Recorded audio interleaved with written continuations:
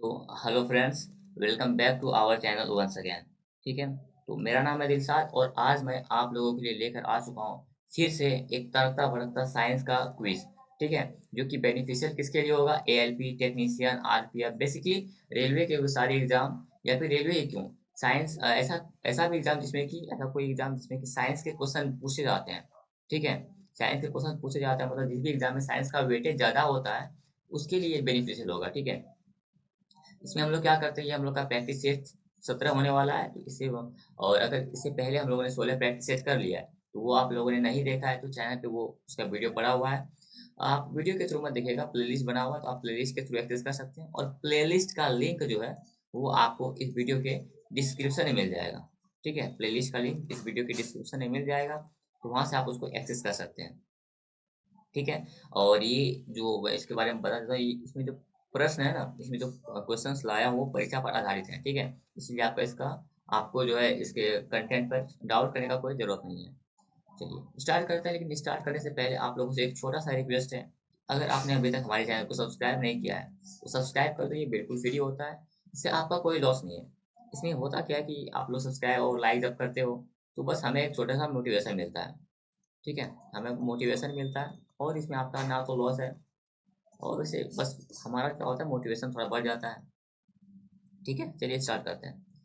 First question क्या है? दंत चिकित्सक, दंत चिकित्सक किसको बोलते हैं? डेंटिस्ट को। डेंटिस्ट जो है अवतल दर्पण यानी कनकेव मिरर का यूज करते हैं, उपयोग करते हैं, क्योंकि इस पर निर्मित प्रतिबिंब डैश एंड डैश होता है। तो आप सभी को पता होगा अवतल दर्पण, वैसे दर्पण तीन टाइप का होता है, उत्तल, अवतल और समतल दर्पण। ठीक है। तो उसमें से हम लोग अवतल दर्पण पढ़ रहे हैं। अवतल दर्पण से जो बना प्रतिबिंब होता है वो क्या होता है? वो एक तो आपका आभासी होता है।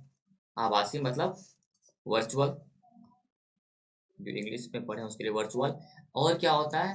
और अवतल दर्पण का काम ही है बड़ा करना। ठीक है। आभासी बड़ा, जिसको कि कभी कभी आवर्धित भी बोल देते हैं। ठीक है। कभी कहीं बड़ा लिखा आएगा, कहीं कहीं आवर्धित लिखा आएगा, इसको कि मैग्नीफाइड बोलते हैं इंग्लिश में, मैग्नीफाइड। ये अवतल दर्पण का काम है। ठीक है। तो यहाँ पे इसका आंसर हो जाएगा डी नंबर, आभासी और बड़ा। ये ठीक है। बड़ा तो होगा, यहाँ पे बड़ा सही है लेकिन वास्तविक लिख दिया इसलिए ये गलत है। यहाँ देखो आभासी लिखा है ये सही है, लेकिन छोटा लिख दिया इसलिए गलत है। और यहाँ पे वास्तविक लिखा है जो कि गलत बात है, और उल्टा तो होता ही नहीं है। चलिए अगला देखते हैं। प्रोटीन की जानकारी प्रदान करने वाले डीएनए, प्रोटीन की जानकारी प्रदान करने वाले डीएनए के भाग को डैश कहा जाता है। तो देखो डीएनए के भाग को क्या कहेंगे? क्रोमोसोम, केंद्रक, नाभिक या जीन? चलिए आप लोग कमेंट करके बताइएगा क्रोमोसोम जो होता है हमारे बॉडी में कितने पेयर्स में प्रेजेंट होता है। तो इसका वैसे आंसर हो जाएगा, डीएनए के भाग को क्या कहते हैं? उसको जीन बोलते हैं। क्या बोलते हैं? जीन। ठीक है। तो इसका आंसर हो जाएगा जीन। चलिए अगला देखते हैं। लैंगिक प्रजनन के दौरान जब जीवाणु कोशिकाएं संयोजित होती है, जीवाणु कोशिकाएं संयोजित होती है तो वे डैश का निर्माण करती है? बीजाणु का, कली का, फल का या युग्मनज का? तो देखो जब भी जीवाणु कोशिकाएं संयोजित होती है, मिलती है, तो वहां से बनता है हम लोग का युग्मनज। क्या बनता है? युग्मनज बनता है। ठीक है। इसका थ्री का आंसर हो गया आपका यहाँ पे डी। चलिए अगला देखते हैं। उस प्रक्रिया का नाम क्या है? ठीक है। उस प्रक्रिया का नाम क्या है जिसके द्वारा कोई धातु अपने आसपास उपस्थित नमी, एसिड इत्यादि द्वारा प्रभावित होती है? तो देखो कोई भी मेटल जो है, धातु मीन्स मेटल, कोई भी मेटल जो है आसपास में उपस्थित जो नमी है, एसिड है, इन सबसे प्रभावित होती है, उसको क्या बोलते हैं? अपचयन, ऑक्सीकरण, अम्ल वर्षा या संक्षारण? तो देखो ये एग्जाम्पल होता है संक्षारण का, जैसे कि रस्टिंग है ना, लोहे में जंग वंग लगना, ये एग्जाम्पल होता है संक्षारण का ही होता है। तो इसका आंसर हो जाएगा आपका फोर का डी। ठीक है। चलिए अगला देखते हैं। बल और विस्थापन, बल मीन्स फोर्स और विस्थापन यानी एफ, ठीक है, का गुणनफल। तो देखो बल एंड विस्थापन का गुणनफल, ये सब ऊपर में जो एरो लगाया हूँ इसका मतलब होता है ये वेक्टर क्वांटिटी है, यानी कि सदिश राशि है। तो इसको क्या बोलते हैं? आप लोगों ने पढ़ा होगा डब्ल्यू बराबर एफ एस होता है ना, डब्ल्यू बराबर एफ एस। तो यहाँ पे इसका कार्य, इसका आंसर हो जाएगा। संवेग का क्या होता है? पी बराबर एम बी होता है। त्वरण का क्या होता है? ए बराबर मास इंटू एक्सीलरेशन। ये तो ए बराबर मास इंटू एक्सीलरेशन होता है। त्वरण का ये होता है, त्वरण का होता है ए बराबर क्या होता है, वेलोसिटी पर सेकंड होता है इसे कुछ, इसका मैं फॉर्मूला भूल गया हूँ। और वेट का मास इंटू वेट का होता है एम इंटू जी। ठीक है। चलिए अगला देखते हैं, निम्नलिखित धातुओं में से कौन सी कक्षीय तापमान पर, कक्षीय तापमान का मतलब हुआ रूम टेम्परेचर, ठीक है, कक्षीय तापमान का मतलब हुआ रूम टेम्परेचर पर द्रव अवस्था में होती है। निम्नलिखित धातुओं में से कौन सी कक्षीय तापमान पर द्रव अवस्था में होती है? लेड, पारा, टंगस्टन या ब्रोमीन। तो देखो कक्षीय तापमान पर आपका द्रव अवस्था में यानी लिक्विड स्टेट में कौन होता है? ये होता है पारा। टंगस्टन का ये आपका डब्ल्यू होता है सिंबल। चलिए अगला देखते हैं, अणुशब्द किसने प्रतिपादित किया? अणुशब्द किसने दिया? जॉन डैल्टन, डेमोक्रेटस, ई रदरफोर्ड या जे थॉमसन ने? अणुशब्द जो है ये आपका दिया था डेमोक्रेटस ने, ठीक है, इसको इंग्लिश में से लिखते हैं डेमोक्राइटस। जॉन आपका सॉरी जॉन बोल रहा हूँ, अणुशब्द डेमोक्रेटस ने दिया था।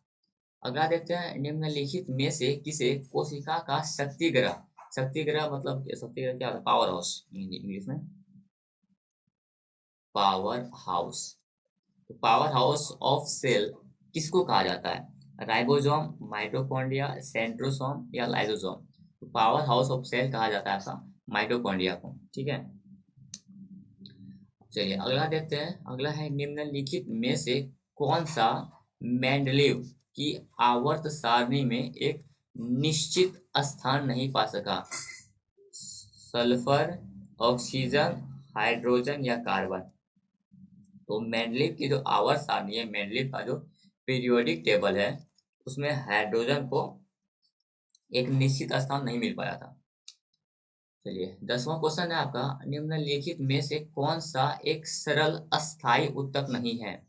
कोलेनकाइमा, शीर्षक अभिभोजक, जाइलम या कॉबियम? तो अगर आपने पिछला टेस्ट यानी पिछले जो क्विज है, क्विज बोलो या फिर क्या बोलते हैं इसको, जो भी है, अगर आपने वो सब अटेम्प्ट किया तो वहाँ पे आपको तो आप इसको पता होगा। तो सरल अस्थायी उत्तक कौन सा नहीं है? जाइलम। जाइलम जो है एक कॉम्प्लेक्स टिश्यू है, ठीक है, ये पिछले टेस्ट में आया था। अगला देखते हैं, एक वस्तु को एक अवतल दर्पण के सामने उसके फोकस बिंदु पर रखा गया, ठीक है, निर्मित होने वाली छवि होगी। अब देखो अवतल दर्पण जो आपका इमेज बनाता है वो कैसा बनाता है?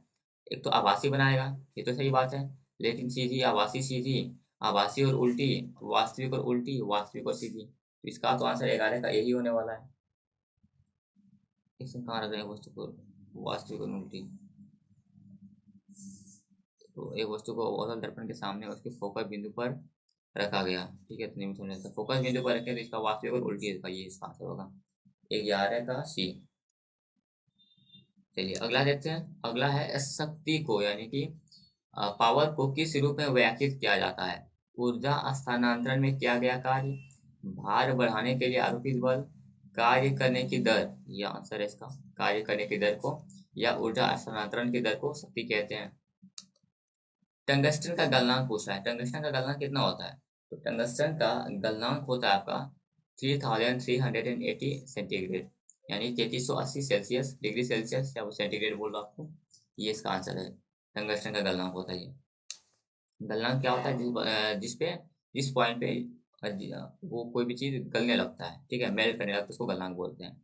कॉपर के एक अणु में कितने परमाणु होते हैं? कॉपर के एक अणु में 6.022 into 10⁻22, 6.022 into 10⁻24, 6.022 into 10⁻23 and 6.022 into 10⁻25। तो इसमें से कॉपर का एक अणु में कितने परमाणु होते हैं? इसका आंसर होगा ये 23 वाला, 6.022 इंटू 10⁻23 परमाणु होते हैं।